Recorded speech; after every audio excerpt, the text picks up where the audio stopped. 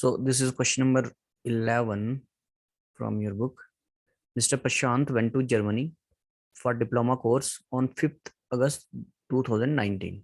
ठीक है, 2019 5 अगस्त 2019 को गया वो Germany and came back to India on 25th Feb 2020.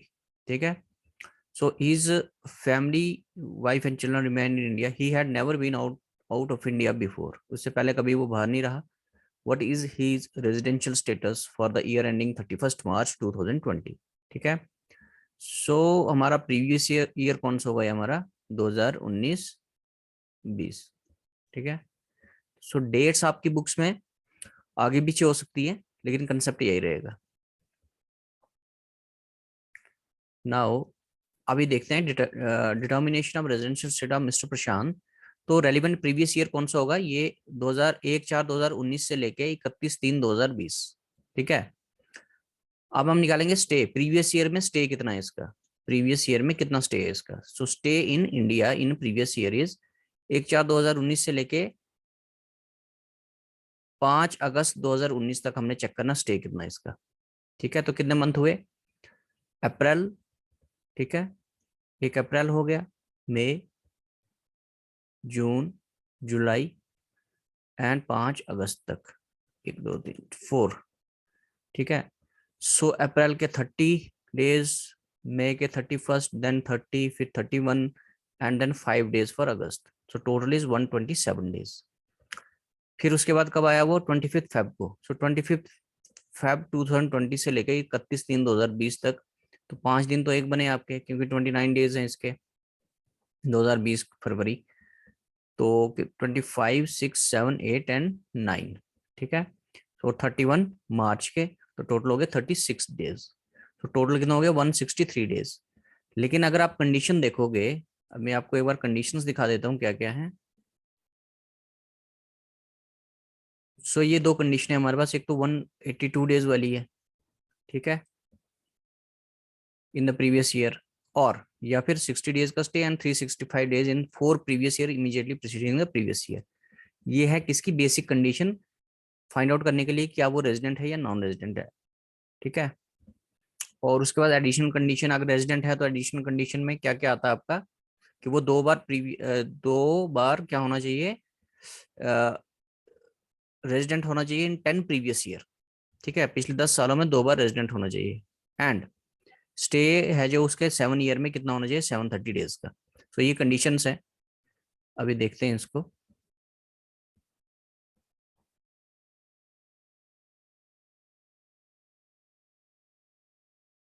Okay, सो यहाँ पर क्या बन रहा है हमारा, 163 डेज मीन्स 180 डेज हमारा नहीं बन रहा है. तो पहली कंडीशन जो है वो हमारी फुलफिल नहीं होती है. He fails to fulfil test A of 6 subsection 1 but fulfil test B. Second test है जो 60 days and 365 days in 4 previous year, वो वाला सेटिस्फाई करता है. ठीक है, क्योंकि उससे पहले 5 अगस्त 2019 से पहले वो कभी भी इंडिया से बाहर नहीं रहा. ठीक है, तो इसका मतलब जो सेकंड टेस्ट है उसका, कि प्रीवियस ईयर में 60 डेज तो है ही है, इसके 163 डेज है ना, और उसके पहले 365 डेज 4 प्रीवियस ईयर में हैं, वो भी हैं. ठीक है, सो वही यहाँ पे लिखा है, during the relevant previous year is more than 60 days and during 4 years preceding the relevant previous year is more than 365 days as he has never been out of India. ठीक है, वो लिखा हुआ क्वेश्चन में कि ये उससे पहले इंडिया से बाहर कभी नहीं गया.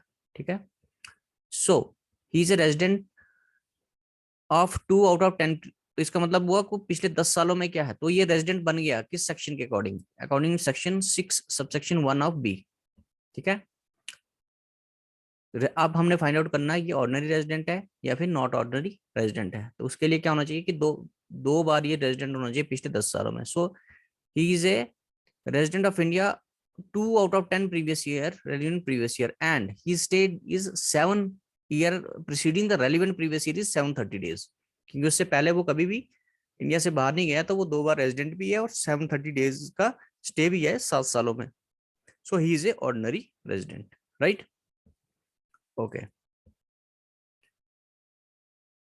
सो ये नेक्स्ट क्वेश्चन है आपका.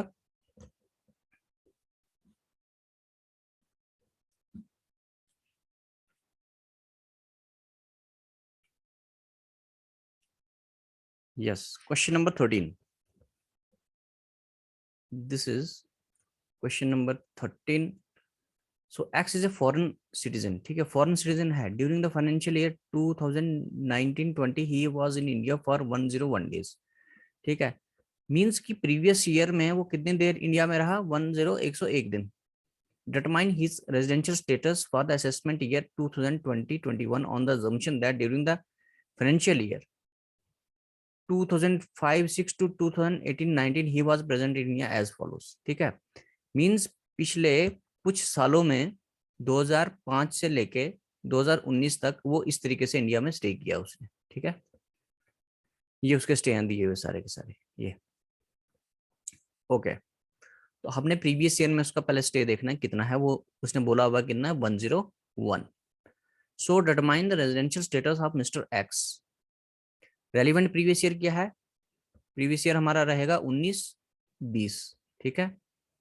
प्रीवियस ईयर क्या रहेगा हमारा, 2019 एंड 20, वही इसने लिखा है यहाँ पर। स्टे इन इंडिया कितना, 101 दिन। इसका मतलब क्या हुआ, टेस्ट ए है जो section 6 of 1 is not fulfilled, ठीक है। तो हम टेस्ट बी चेक करेंगे अब। सो स्टे एक्सीड 60 डेज, ठीक है। प्रीवियस ईयर में 60 डेज का स्टे है इसका, क्योंकि 101 डे है तो मोर देन 60 डेज हुआ वो, ठीक है। उसके बाद पिछले 4 सालों में देखेंगे कि उसका 365 डेज का स्टे है या नहीं पिछले 4 सालों में, प्रीवियस ईयर के पीछे, ठीक है। ये बनता प्रीवियस ईयर के पीछे वाले, ये बनते हैं इसके, ठीक है। तो आ रहा है इसका 220 डेज, एक है 210, 165 एंड 305। इसको टोटलिटी में कितना 90 डेज आ रहा है during for previous year preceding the relevant previous year. So is a ordinary resident. हमें पता लग गया ये कहाँ क्या है, यहाँ पर ऑर्डिनरी रेजिडेंट है। So he is a resident of India for 2 out of 10 previous year. अब 10, 4, 5, 6, 7, 8, 9 और 10, देखो पिछले 10 सालों में वो 2 बार क्या है, इंडिया का रेजिडेंट है, ठीक है। एक condition satisfy, additional condition satisfy हो गई। और दूसरा क्या है, stay during 7 previous year preceding the relevant previous is more then 730 days, ठीक है। पिछले 7 सालों में, ठीक है, यहाँ तक उसका जो टोटल स्टे है वो कितना है, इनको प्लस करो तो ये 730 डेज से ज्यादा आता है, ठीक है।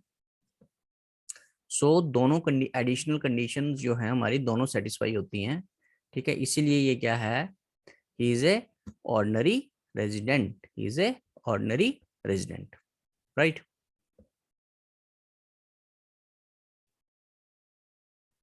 Next,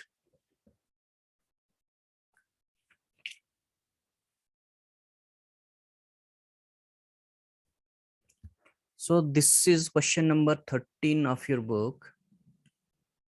Following are the particulars of income, not 13 but 23, it's 23.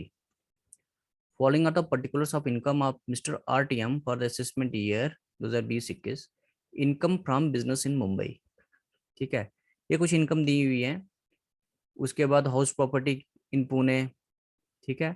ये सारी चीजें यहाँ, dividend from Indian company, income from agriculture in Nepal, interest on bonds paid, past untaxed income, income from house property, ठीक है। तो हमने क्या करना है, compute the total income of the assessment for the assessment year 2021 of mister RTM is as a resident calculate करना है, as a non resident, as a not ordinary resident, as a non resident. Mean 3 cases है हमारे पास दिए हुए, तो हमने तीनों केसों में बताना है कि किस तरीके से ये इनकम इसकी टैक्सेबल है, ठीक है। तो चेक कर लेते हैं, इसका सोल्यूशन है।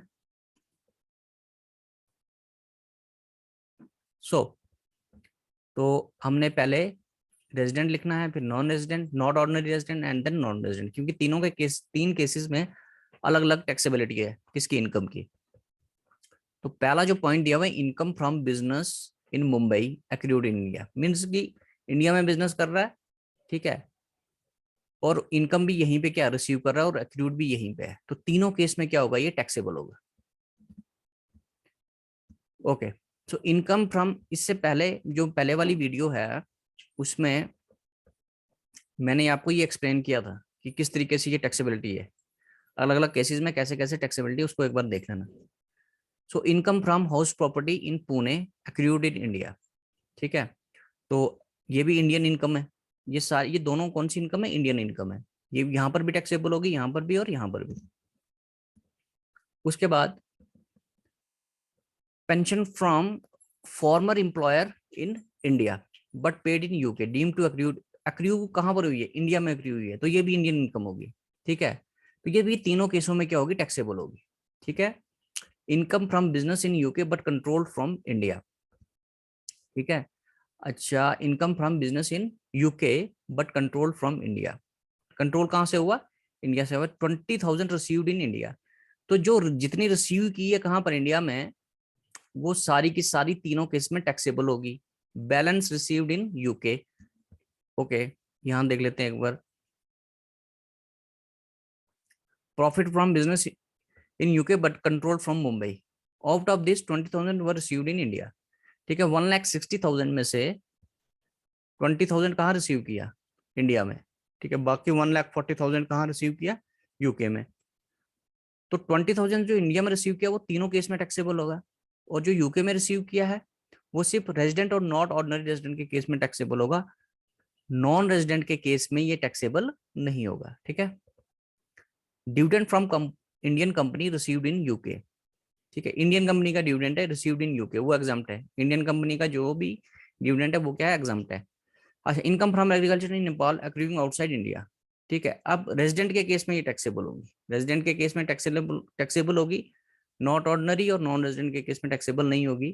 ठीक है, वैसे तो एग्रीकल्चर इनकम एग्जाम्प्ट होती है टैक्स से, लेकिन एग्रीकल्चर कहाँ किया होना चाहिए? That must be done in India. ठीक है, तो ये बाहर हो रही है कहाँ पर? Outside India. तो income from bonds issued by UK government 50% received in India.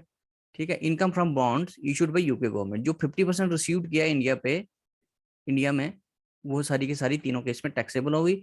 और जो यूके में रिसीव किया है, ठीक है, 50%, 20,000 कहाँ से आए? ये है यहाँ पर दिया हुआ। रिसीव्ड इन इंडिया इज 40,000, सो 50,000 जो है वो तीनों केस में टैक्सेबल होगी। 50%, 40,000 का 50%।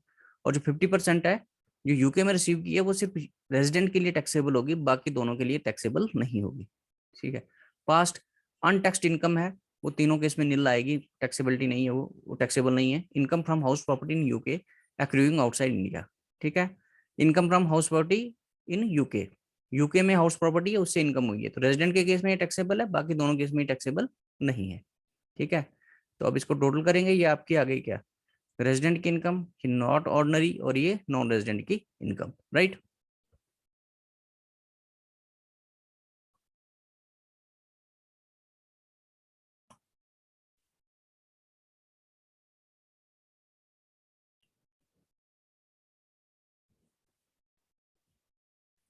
सो ये अभी हमारे पास, this question number 26 from your book. So the previous year ended 31st March 2020. Mr. Z had the following incomes. Mr. Z की इनकम निकालनी है हमने। ठीक है, honorarium received from government of India. ठीक है, profits earn from business in Kerala control from Canada. ठीक है, profit earn from business in USA, profit earn from business in Bangladesh, dividend from Italian company, taxable होगी। Agriculture income Thailand, not remitted to India.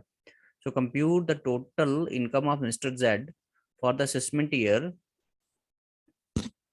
2020-21 if he is a resident but not already resident and non resident। ठीक है, तो तीनों case में हमें check करना है कि कैसे टैक्सेबल है ये।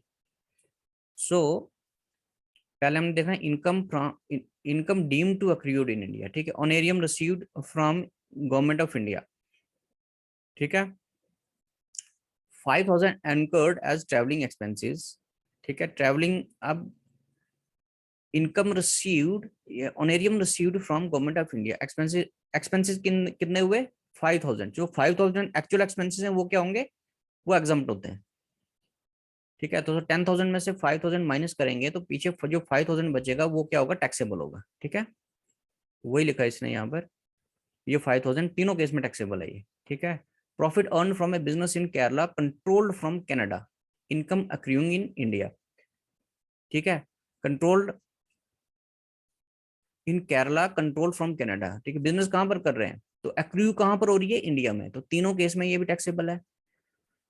Profit earn from A business in USA which is controlled from West Bengal, taxable income accrued outside India, ठीक है, in profit earn from A business in USA, but control कहां से हो रहा है, वेस्ट बंगाल से, तो दोनों केस में तो ये टैक्सेबल होगी, लेकिन नॉन रेजिडेंट के केस में ये टैक्सेबल नहीं है, ठीक है, क्योंकि ये इंडिया से कंट्रोल हो रहा है।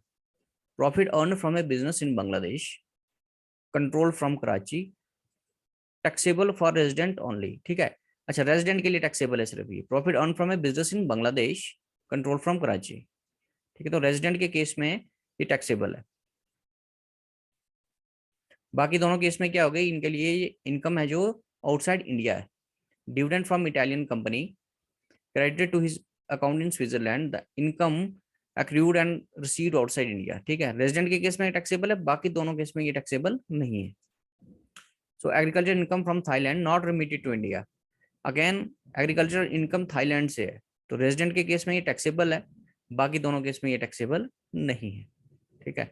So this is how we calculate